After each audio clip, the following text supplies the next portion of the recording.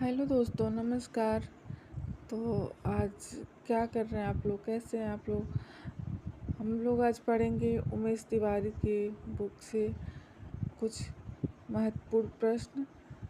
तो चलिए शुरू करते हैं। पहला प्रश्न है, तुलसीदास किस दार्शनिक मत के भक्त कवि थे? तुलसीदास किस दार्शनिक मत के भक्त कवि थे? अद्वैतवाद के थे या शुद्ध अद्वैतवाद के थे या द्वैतवाद के थे या विशिष्ट द्वैतवाद के थे? तो तुलसीदास जी विशिष्ट द्वैतवाद दार्शनिक मत के भक्त कवि थे। देखिए, इसमें मैं पढ़ रही थी तो मैंने ट्रिक कर दिया था। बहुत पुरानी बुक है ये। अगला प्रश्न है, तुलसीदास के गुरु का नाम निम्न में से क्या है? परमानंद दास, गोविंद दास, नरहरिदास या रामानंद।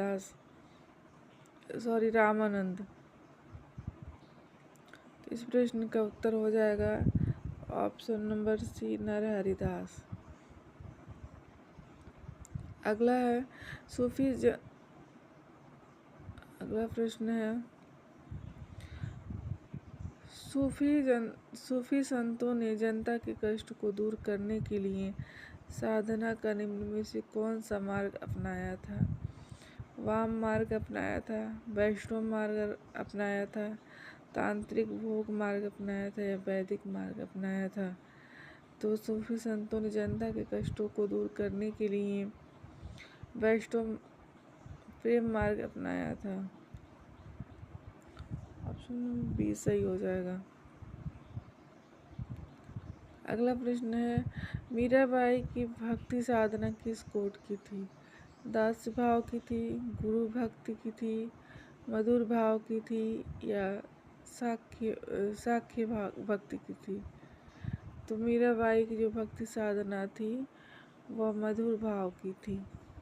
इसमें ऑप्शन आपका 3 सही हो जाएगा। अगला प्रश्न है, इसमें आचार्य रामचंद्र शुक्ल ने सूफी कवियों की प्रेम पद्धति में किसे सर्वाधिक महत्वपूर्ण माना है? आचार्य रामचंद्र शुक्ल ने सूफी कवियों की प्रेम पद्धति में किसे सर्वाधिक महत्वपूर्ण माना है? प्रेम की पीर को माना है, लौकिक प्रेम को माना है, प्रतीकात्मक प्रेम को माना है या दार्शनिक अभिव्यक्ति को माना है? तो आचार्य रामचंद्र शुक्ल ने सूफी कवियों की प्रेम पद्धति में प्रेम की पीर को सर्वाधिक महत्वपूर्ण माना है। इसमें पहला ऑप्शन जो है वह सही हो जाएगा, प्रेम की पीर।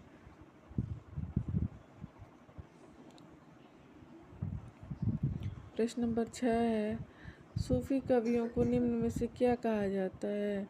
सूफी कवियों को निम्न में से क्या कहा जाता है? पुष्टि मार्ग, प्रेमी मार्ग, प्रेम मार्गी या वैष्णव मार्गी या इस्लाम मार्गी? तो इसमें सही हो जाएगा ऑप्शन नंबर बी, प्रेम मार्गी। अगला प्रश्न है, रामचरितमानस का महत्व आज भी क्यों है? रामचरितमानस का महत्व आज भी क्यों है?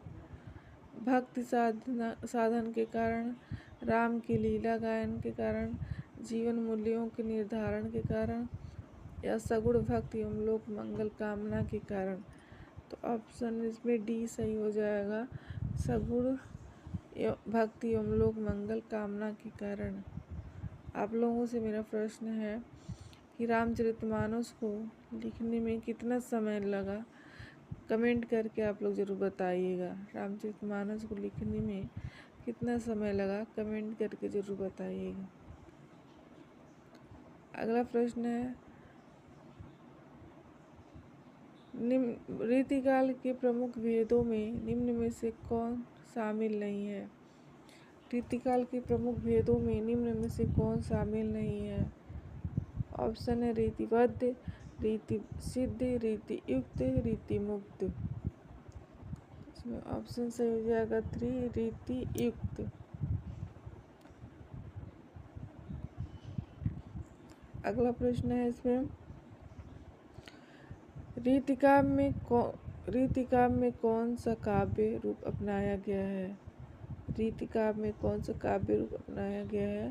प्रबंध, मुक्तक, कथा या चंपू? तो रीतिकाव्य में मुक्तक को अपनाया गया है। काव्य का जो रूप है मुक्तक, उसको अपनाया गया है। अगला प्रश्न है, निम्नलिखित रचनाओं में से सतसई परंपरा की सबसे पहली रचना कौन सी है? निम्नलिखित रचनाओं में से सतसई परंपरा की सबसे पहली रचना कौन सी है? गाथा सप्तशती है, आर्या सप्तशती है, वीर सतसई है या बिहारी सतसई है? तो ऑप्शन इसमें आपका सही हो जाएगा गाथा सप्तशती। अगला प्रश्न है, अपभ्रंश भाषा का साहित्यिक विकास निम्नलिखित अवधि में हुआ? 8वीं शताब्दी से पूर्व हुआ, 8वीं से 14वीं शताब्दी तक हुआ, 3री से 6ठी शताब्दी तक हुआ या 10वीं से 15वीं तक हुआ? तो अपभ्रंश भाषा का साहित्यिक विकास निम्नलिखित अवधि में हुआ। तो अब बताइए हम लोग क्या होगा? इसमें आपका सही हो जाएगा बी, 8वीं से 14वीं शताब्दी तक।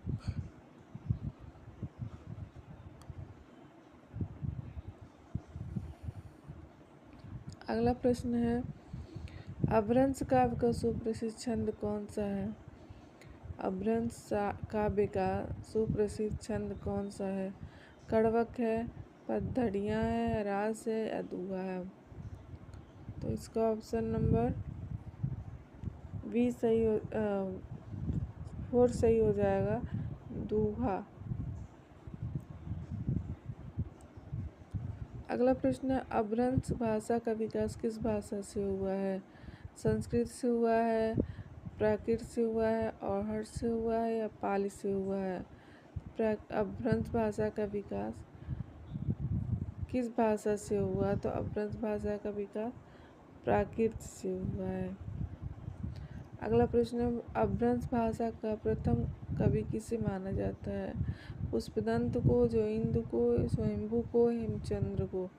तो अपभ्रंश का प्रथम कवि स्वयंभू को,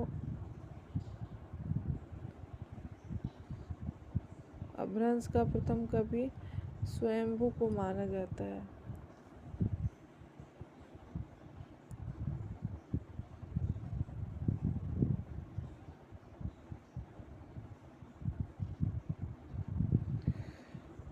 अपभ्रंश भाषा का प्रथम कवि स्वयंभू को माना जाता है। अगला प्रश्न है, अपभ्रंश में राम के चरित्र के आधार पर लिखित प्रबंधनात्मक रचना निम्न में से कौन सा है? पौमचरिऊ है, ऋठिणेमचरिऊ है, स्वयंभू छंद है या महापुराण है? तो अपभ्रंश में राम के चरित्र पर जो लिखित प्रबंधनात्मक जो रचना है वह पौमचरिऊ है, पौमचरिऊ। अगला है, पाहुड़ दोहा के रचनाकार कौन है? पुष्पदंत है, राम सिंह है, सरहपा है, धनपाल है? पाहुड़ दोहा के रचनाकार कौन है? तो पुष्पदंत है, राम सिंह है या सरहपा है या धनपाल है? इसका ऑप्शन सही हो जाएगा बी, राम सिंह। निम्नलिखित हिंदी काव्यों में कौन सा काव्य अपभ्रंश से बिल्कुल भिन्न है? संत काव्य, वीर काव्य, श्रृंगार काव्य, राम काव्य? निम्नलिखित हिंदी काव्यों में से कौन सा काव्य अपभ्रंश से बिल्कुल भिन्न है? तो इसमें संत काव्य सही हो जाएगा। अगला प्रश्न है, खड़ी बोली हिंदी काव्यों का विकास किस भाषा में हुआ? खड़ी बोली हिंदी काव्यों का विकास किस भाषा में हुआ? ब्रज में हुआ, अवधी में हुआ, दक्षिणी हिंदी में हुआ, अपभ्रंश में हुआ? तो इसका ऑप्शन नंबर सी सही हो जाएगा, दक्षिणी भाषा में हुआ। अगला प्रश्न है, हड़ौती राजस्थान के किस क्षेत्र में प्रचलित है? हड़ौती राजस्थान के किस क्षेत्र में प्रचलित है? कोटा, बूंदी, डूंगरपुर बांसवाड़ा, जोधपुर पाली, जोधपुर बीकानेर। बताइए आप लोग कौन सा सही होगा। हड़ौती राजस्थान के क्षेत्र में प्रचलित है तो कोटा बूंदी में प्रचलित है। अगला प्रश्न है, हिंदी साहित्य का प्रथम इतिहास लेखक किसे माना जाता है? खारसा दत्तासी को माना जाता है, अब्दुल रहमान को माना जाता है, रामचंद्र को माना जाता है या आचार्य हजारी प्रसाद द्विवेदी को माना जाता है? तो हिंदी साहित्य का प्रथम इतिहास लिखने वाले लेखक हैं खारसा दत्तासी। अगला प्रश्न है, पृथ्वीराज रासो मूलतः किस तरह का काव्य है? वीर काव्य है, श्रृंगार काव्य है, प्रशस्ति काव्य है, संदेश काव्य है? तो पृथ्वीराज रासो जो है वह एक प्रशस्ति काव्य है। अगला प्रश्न है, पृथ्वीराज रासो के प्रथम विदेशी उद्धारकर्ता के रूप में किसे जाना जाता है? खारसा दत्तासी को जाना जाता है, कर्नल जेम्स टॉड को जाना जाता है या प्रोफेसर व्हीलर को जाना जाता है या जॉर्ज ग्रियर्सन को जाना जाता है?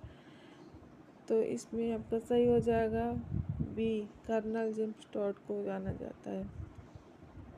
अगला प्रश्न है, आदिकाल की किस रचना में इतिहास की उपेक्षा की गई है? आदिकाल की किस रचना में इतिहास की उपेक्षा की गई है? जयमंग जयचंद्रिका को, उपदेश रसायन को या पृथ्वीराज रासो की या नेमिनाथ रासो की? तो पृथ्वीराज रासो की उपेक्षा की गई है।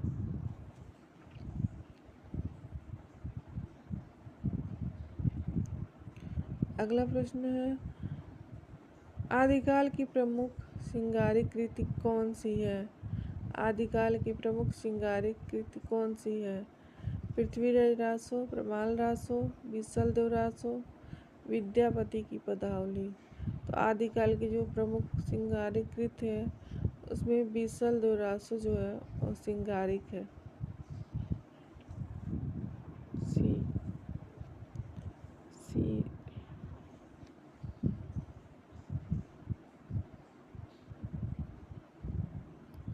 अगला है, भक्ति साहित्य का प्रादुर्भाव सर्वप्रथम कहाँ पे हुआ था? भक्ति साहित्य का प्रादुर्भाव सर्वप्रथम कहाँ हुआ था? दक्षिण भारत में हुआ था, महाराष्ट्र में हुआ था या गुजरात हुआ था या उत्तर भारत हुआ था? तो भक्ति साहित्य का प्रादुर्भाव जो है वो सर्वप्रथम दक्षिण भारत में हुआ था। दक्षिण भारत। तो आज हम लोगों ने 25 क्वेश्चन देखे उमेश तिवारी की बुक से। उम्मीद करते हैं कि आप लोगों को क्लास बहुत अच्छी लगेगी और बहुत महत्वपूर्ण प्रश्न है इसमें, और आगे की क्लास में हम लोग बाकी और क्वेश्चन देखेंगे। तब तक आप लोग पढ़ाई करते रहिए, कमेंट करके ज़रूर बताइएगा कि आप लोगों को क्लास कैसी लगी। तो फिर आगे हम लोग पढ़ेंगे उमेश तिवारी की बुक से सारा जो प्रैक्टिस है वो कर लिया जाएगा, तो आप लोगों को बहुत तैयार हो जाएगा।